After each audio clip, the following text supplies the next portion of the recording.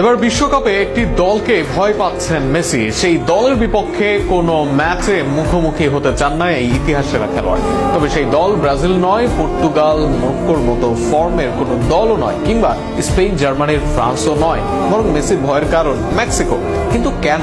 প্রশ্নের উত্তর ও মেসির বক্তব্য নিয়ে থাকছে প্রতিবেদন। আন্তর্জাতিক ফুটবলে অসংখ্য সাফল্যের মালিক লিওনেল মেসি। বিশ্ব শিরোপা জেতা এই অধিনায়ক এবার খোলাখুলিভাবে জানালেন একটি নির্দিষ্ট দলের বিপক্ষে বড় আসরে শুরুতেই খেলতে চান না তিনি। সেই দলটি হলো মেক্সিকো জাতীয় ফুটবল দল। সাবেক সতীর্থ ও বর্তমানে টিগ্রেস UANL এর গোলরক্ষক নাহুয়েল গুজম্যান এর সঙ্গে এক আলাপে মেসি ফিরে যান কাতারে অনুষ্ঠিত 2022 ফিফা বিশ্বকাপের স্মৃতিতে।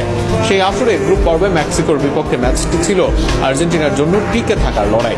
প্রথম ম্যাচে অপ্রত্যাশিত হারের পর আরেকটি পরাজয় মানেই বিদায় নিশ্চিত ছিল। সেই ভয়, চাপ ও অনিশ্চয়তা নিয়েই মাঠে নেমেছিলেন তারা। মেসির ভাষায়, সত্যি বলতে ভয় নিয়ে খেলতে হয়েছিল। যদিও শেষ পর্যন্ত 2-0 গোলে জয় পায় আর্জেন্টিনা, তবুও ম্যাচটির মানসিক চাপ এখনো ভোলেননি অধিনায়ক। ইতিহাসে মুখোমুখি লড়াইয়ে এগিয়ে আর্জেন্টিনা, কিন্তু মেক্সিকোকে কখনোই সহজ প্রতিপক্ষ মনে করেন না তিনি।